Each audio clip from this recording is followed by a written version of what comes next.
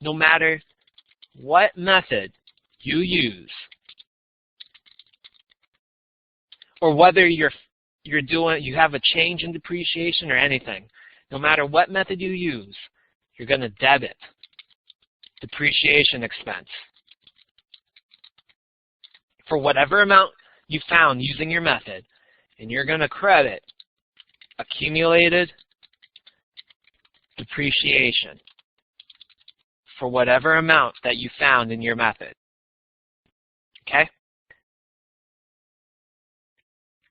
Now, it's a different way of doing the math. Double declining is a different math method. You know, straight line is cost minus salvage value over this. It's a different way of doing the math.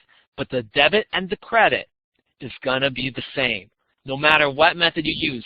I'd put this on your forehead because this is, you guys know, going through Chapter 8, it's all about depreciation.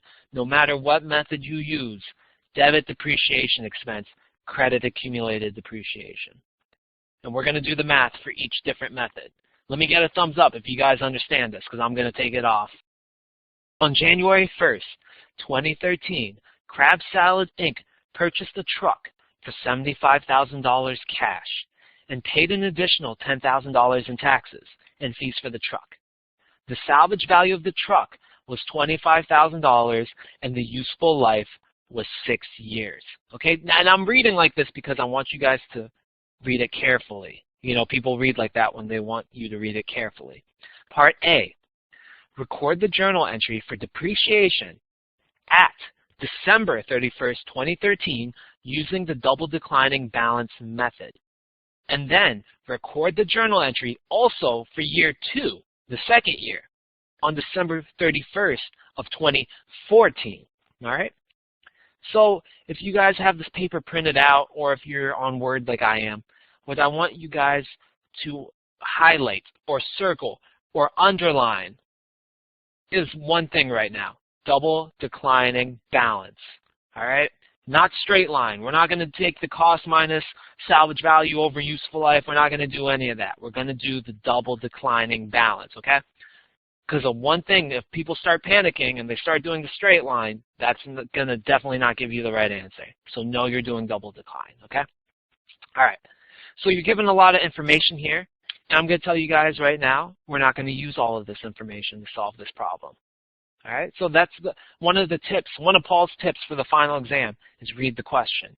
Read what they're asking, and they want double decline. So some of this information we're not going to use, and you're going to figure out what we're not going to use.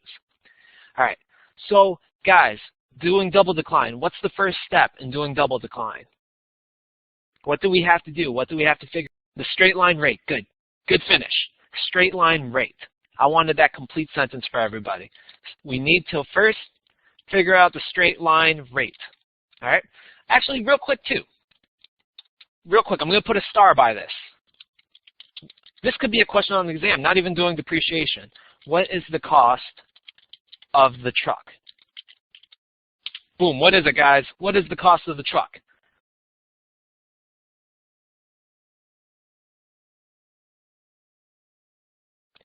Ooh, the correct answer is $85,000. Remember what we talked about, guys? Taxes and stuff like that? $85,000. All right? And we got that from up there. Yeah. That's why I read this question really slowly.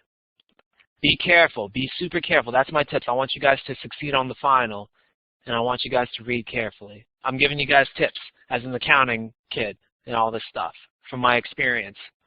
All right, so the straight line rate. How are we going to figure out the straight line rate, guys? Rate, as you guys know, is speed, how much you're taking away. So I'm going to tell you guys this. We're not going to do the straight line formula, but we're going to use the rate of the straight line. So the rate of depreciation, how fast we're depreciating. So if we're doing depreciation for 6 years, how fast are we depreciating an asset? Yes, perfect. Brianna, 100% divided by useful life. And if you guys want decimal, 1 divided by useful life or 100% divided by useful life, it's the same thing. Same thing, okay? That's the rate. Okay? So in straight line, that's the formula, cost minus salvage value, but we're not doing straight line formula. That's what I said. Remember, guys, remember when I had you guys underline double decline, and right after I said what people do is they do the straight line formula, cost minus salvage value over useful life, and then they get it wrong? Don't do that. Don't do the straight line formula. Cross the straight line formula out. You're only going to do 1 over the useful life or 100% over the useful life. Same thing.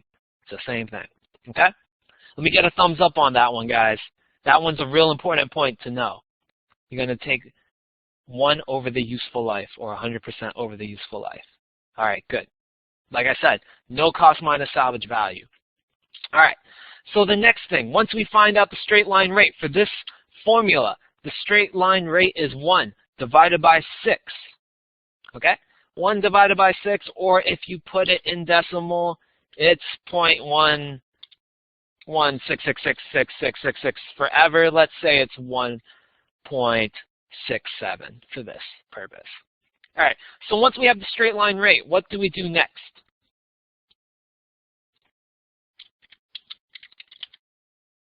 What do we do next after we find the straight line rate?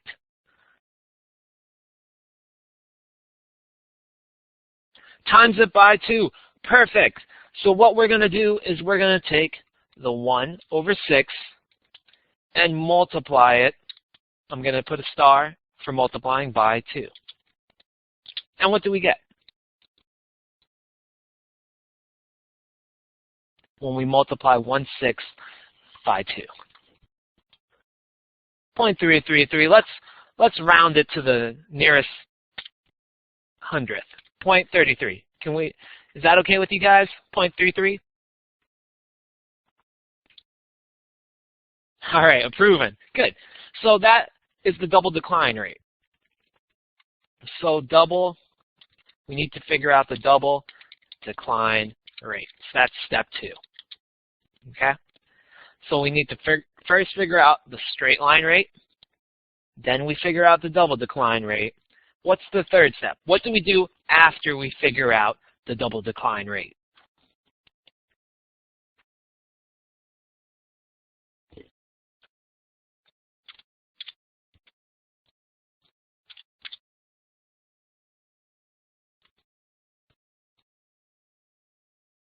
And how are we going to find the expense?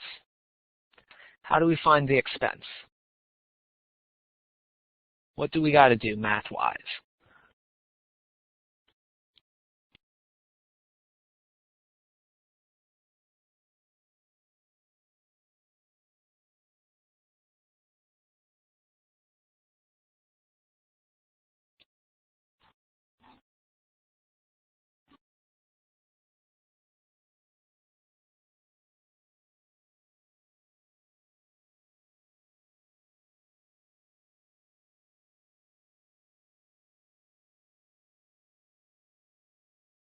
What's the balance rate? Find the expense with the double decline balance rate. I understand that. Sorry, I read it wrong. But what do we got to do with that number?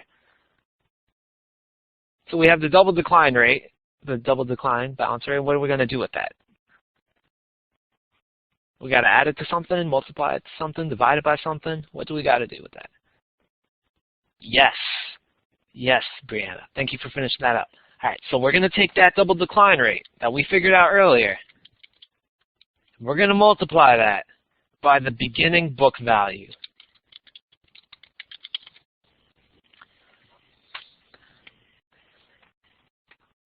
Let's just call it book value then. I'll explain it later. So we're going to take that double decline rate times the book value. Real quick, guys, this is the second asterisk. What is book value in general? How do we figure out book value?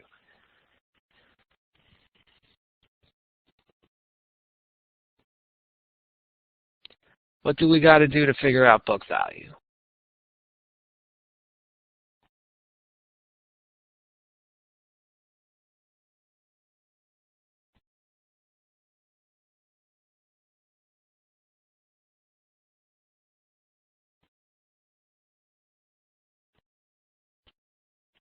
Good. The cost of an asset minus accumulated depreciation equals book value. So cost minus accumulated depreciation equals book value. I'm going to put a star by that. That's important. That is an important piece of information to know. Not only will you use it in depreciation problems, they're going to ask you what is book value, how do you solve it, what is it about, so forth and so on. All right? There's a thing about book value that I'm going to tell you guys. Book value is equal to accounting value, not the fair value. Remember we talked about fair value earlier? Or market value, okay? So market value and fair value is how much it's worth if you were to sell it, you know, if you were to sell it to a random person or something, or how much they would pay for it. It's not that. Book value is just equal to the accounting value, how much it's worth to accounting, not how much it's worth if you were to sell it to someone or sell it to wherever, okay? Real important, really, really important. All right, so let's do this. So the double decline rate is 0.33. What is the book value of our asset right now?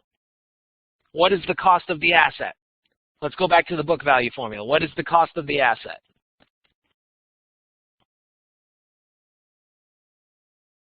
$85,000. Good. Just to put that there. $85,000. Is there any accumulated depreciation? Right now, is there anything? No. So our book value is just the cost because there's nothing to subtract.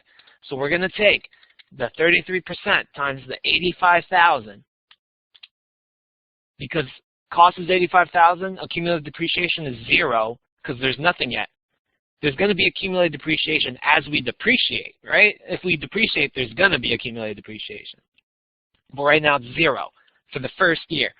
So what do we get when we take 33% times 85,000?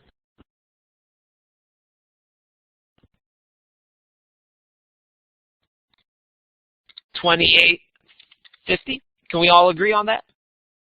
All right, $28,050. Okay. All right. That's the expense, as you guys notice, and this is the number we're going to use in our journal entry. So we're going to take a break in about 2 minutes, but I want to end with this before we continue on. $28,050 is the number we're going to use in our journal entry. Guys, what is the journal entry? What is it? What is the JE? What is the debits and what are the credits?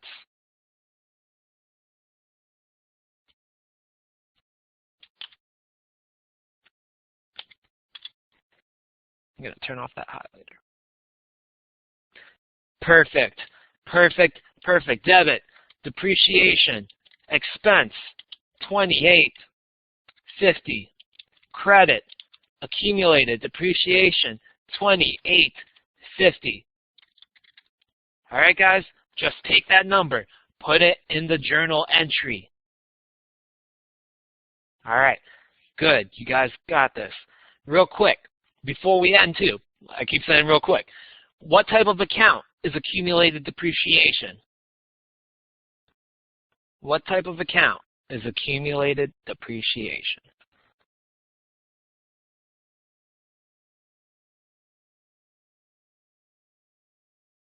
Contra asset. Perfect. Accumulated depreciation, I would write this too, is a contra asset. What type of balance do contra assets have?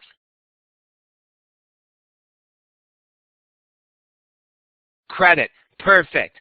All right. So accumulated depreciation is a contra asset account. It's credited.